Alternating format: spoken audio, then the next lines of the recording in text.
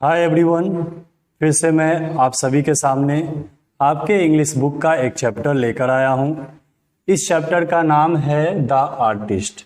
यह आपके बुक जिसका नाम रेनबो पार्ट 2 है, उसका लेसन 6 मैं आज पढ़ाऊँगा आपको। और इस चैप्टर का नाम, इस लेसन का नाम है द आर्टिस्ट। द आर्टिस्ट, यह जो चैप्टर है यह लिखा गया है सीघा नोया के द्वारा। सीघा नोया के द्वारा। सीघा नोया यह एक जापानीज राइटर हैं, जापान के ये राइटर हैं और जापान के ही रहने वाले थे। तो इन्हीं के द्वारा ये चैप्टर लिखा गया है। इस चैप्टर में हम लोग सबसे पहले सीघा नोया के बारे में डिटेल्स जानेंगे, क्योंकि एग्जामिनेशंस में आपको राइटर के डिटेल्स से कोई भी ऑब्जेक्टिव क्वेश्चंस पूछा जा सकता है, इसलिए आपको सबसे पहले इनका डिटेल जानना है। उसके बाद मैं आपको इसके वर्ड्स मीनिंग को बताऊंगा, जो कि हार्ड वर्ड्स आए हैं। इसका जो वर्ड होगा आपको English to English plus Hindi बताऊंगा। English to English plus Hindi, ये आपके लिए बहुत ही इंपॉर्टेंट होगा। आपका इंग्लिश का बेस ग्राउंड मजबूत होगा और आपको ये चैप्टर आसानी से समझ में भी आएगा यदि आप इसको पढ़ते हैं घर पर। तो आइए सबसे पहले हम लोग सीघा नोया के बारे में डिटेल से जानते हैं।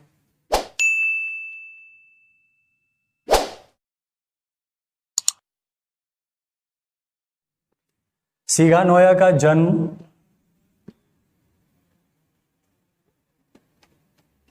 20 फरवरी 1883 में हुआ था। इनका बर्थ प्लेस है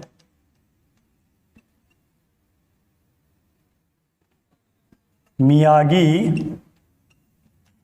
जापान। मियागी जापान में इनका जन्म हुआ है। डेट ऑफ डेथ की बात की जाए तो इनका डेट ऑफ डेथ है 21 अक्टूबर 1971। 21 अक्टूबर 1971 में इनका डेथ हुआ था। डेथ प्लेस की बात की जाए कि इनका डेथ कहाँ हुआ, तो डेथ इनका हुआ है शिजुका। शिजुका नामक एक शहर है जापान में, यहीं पे इनका डेथ हुआ था। शिजुका जापान है ना। हो सकता है शिजुका एक कार्टून कैरेक्टर का नेम भी है, तो आपको लग रहा होगा कहीं वो शिजुका, तो शिजुका एक शहर भी है जापान में, तो वहीं पे इनका डेथ हुआ था।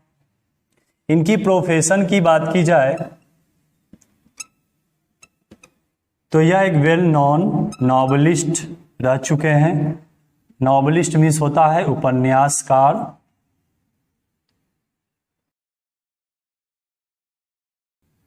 जो उपन्यास लिखते हैं उन्हें उपन्यासकार कहा जाता है। नॉवलिस्ट आप इंग्लिश में कह सकते हैं। मीन्स जो नॉवल लिखते हैं उन्हें नॉवलिस्ट कहते हैं। नॉवलिस्ट का अर्थ आपको ये नहीं समझना है कि इन्हें नोबेल प्राइज मिला है। नॉवलिस्ट का अर्थ होता है जो नॉवल लिखते हैं, मीन्स उपन्यास लिखते हैं, उन्हें नॉवलिस्ट उपन्यासकार कहा जाता है। सेकेंडली, यह शॉर्ट स्टोरी राइटर भी थे। Short story writer.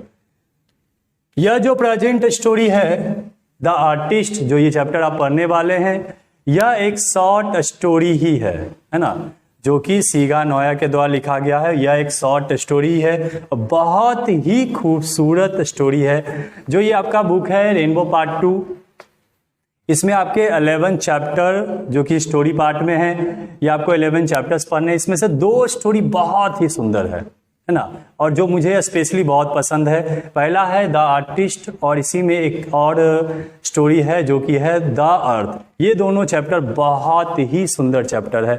आप जब इसे पढ़ेंगे तो आपको बहुत मज़ा आएगा और बहुत कुछ सीखेंगे, है ना। तो इस चैप्टर को आपको बढ़िया से पढ़ना चाहिए और मैं पढ़ाऊँगा। इस चैप्टर को मैं डिटेल से भी पढ़ाऊँगा। हो सकता है इस चैप्टर का पार्ट 2 वीडियो भी आए, क्योंकि इसमें स्टोरी में मुझे पढ़ाना है, तो इसका पार्ट 2 वीडियो भी ला सकता हूँ। इनकी नेशनलिटी की बात की जाए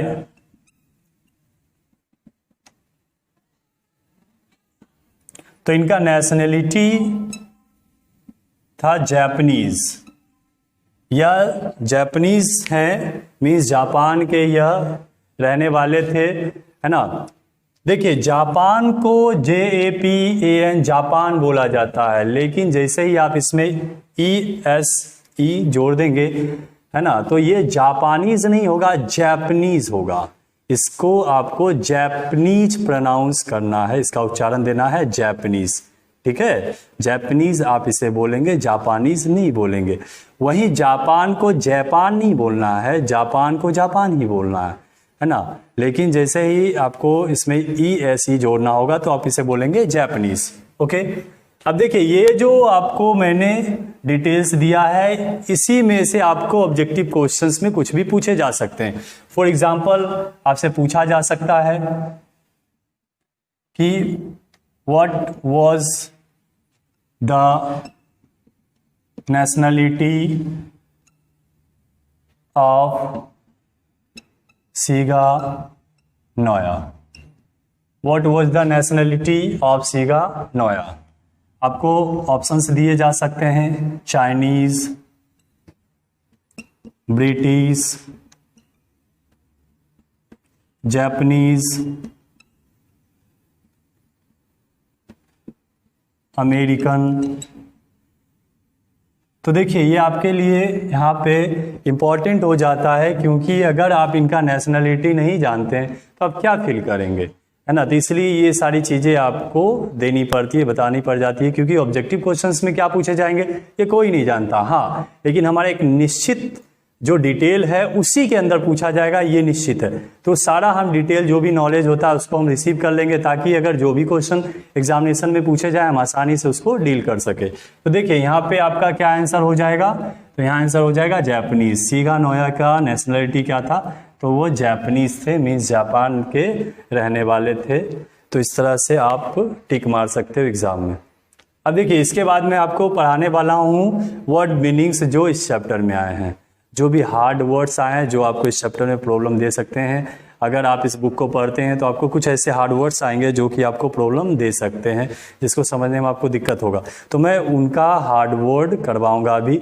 English to English plus Hindi, English to English, वो जो इंग्लिश शब्द होगा उसका एक अल्टरनेटिव इंग्लिश भी बताऊंगा कि दूसरा इंग्लिश इसका क्या हो सकता है, और उसका हिंदी भी आपको बताऊंगा।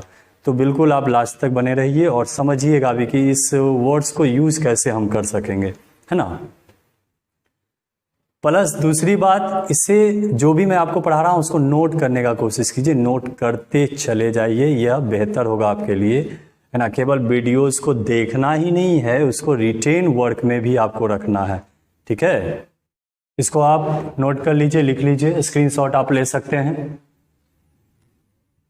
तो आइए इसके वर्ड्स मीनिंग को हम लोग करते हैं, जिसमें से पहला है गार्ड्स, है ना। आपके बुक में ही दिया गया है कुछ हार्ड वर्ड्स, उसी को मैं बता रहा हूं। पहला है गार्ड्स।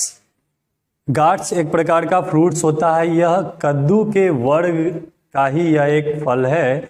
कद्दू तो एक सब्जी है, लेकिन इसी के वर्ग में एक फल होता है जिसे कोहरा या भुआ कहा जाता है।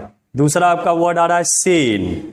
यह एक जापानीज करेंसी है, मीन्स जापान की मुद्रा है सेन, येन। जैसे हम लोग रुपया पैसा बोलते हैं तो ये जापान में सेन येन चलता है। उसके बाद है सेक, जो कि एक जापानीज ड्रिंक है, मीन्स जापान में एक पेय पदार्थ है, जापान में ये पिया जाता है, तो ये उतनी इंपॉर्टेंट नहीं। उसके बाद आ रहा है ड्रेक्स। ड्रेक्स, DREGS, ड्रेक्स मीन्स होता है remaining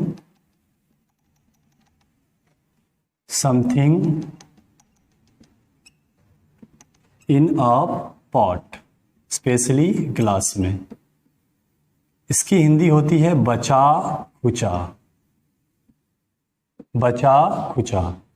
ड्रेक्स, remaining something in a pot, specially in glass, इसकी हिंदी होगी बचा खुचा। नेक्स्ट आपका है पैशनेटली। पैशनेटली, पैशनेटली का इंग्लिश टू इंग्लिश होगा कीनली, और इसका हिंदी होगा उत्साहपूर्ण ढंग से, उत्साहपूर्ण ढंग से या जुनूनी ढंग से। नेक्स्ट आपका है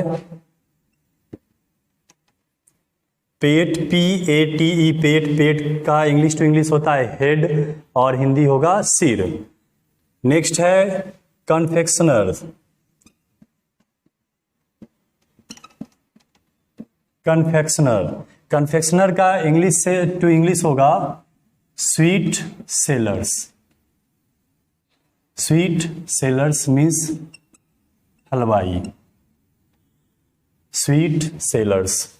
नेक्स्ट आपका है अप्रेजिंग। अप्रेजिंग, इसका इंग्लिश टू इंग्लिश आप बोल सकते हैं रिव्यूइंग।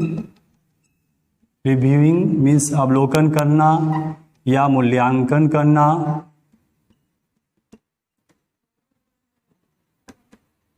मूल्यांकन करना। नेक्स्ट आपका है सेमेट्रिकल। सेमेट्रिकल, सेमेट्रिकल मीन्स होता है well shaped. Well shaped means एक जैसा, है ना। Symmetrical means well shaped means एक जैसा, है ना। कोई वस्तु एक जैसा है, अगर किताबें हैं एक जैसी है, कॉपी है एक जैसा है, सब्जियां हैं एक जैसा साइज शेप है, कुछ भी कोई भी वस्तु आपका है एक जैसा ही उसका शेप एंड साइज है, तो उसको सिमेट्रिकल हम कहते हैं। नेक्स्ट है आपका डिस्गस्टेड। डिस्गस्टेड का इंग्लिश टू इंग्लिश होगा शॉक्ड। शॉक्ड मीन्स आप बोल सकते हैं नाराज या चिढ़ा हुआ, ना। कई बार बोला जाता है he gave a disgusted look, ना। He gave a disgusted look means वह एक नाराज या चिढ़ा हुआ लुक दिया, है ना। तो इस तरह से आप इसका यूज कर सकते हैं डिस्गस्टेड। नेक्स्ट आपका है clumsy. Clumsy means awkward. Clumsy means awkward, बेढंगा। बेढंगा मीन्स जो सही तरीके से नहीं है, बिल्कुल अलग अलग तरीके से है, तो उसको हम बोल सकते हैं क्लमसी मीन्स अकवर्ड मीन्स बेढंगा। नेक्स्ट आपका है परसिमंस। परसिमंस भी एक प्रकार का तेंदुफल होता है या येलो फ्रूट होता है, ये भी जापान में ही पाया जाता है। परसिमंस, है ना। उसके बाद आपका है इंसेंस्ड। इंसेंस्ड का इंग्लिश टू इंग्लिश होगा एंग्री, जिसका हिंदी होगा गुस्सा दिलाना। गुस्सा दिलाना या नाराज करना को इंसेंस्ड कहते हैं, English to English angry. Next आपका वर्ड है एथिक्स।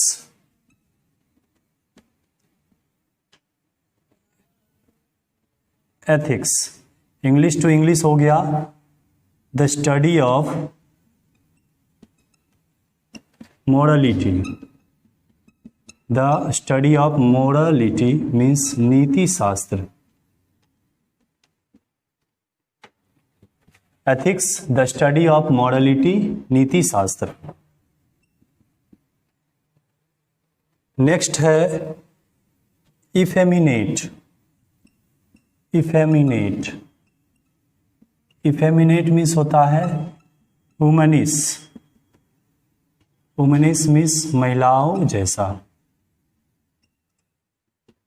महिलाओं जैसा।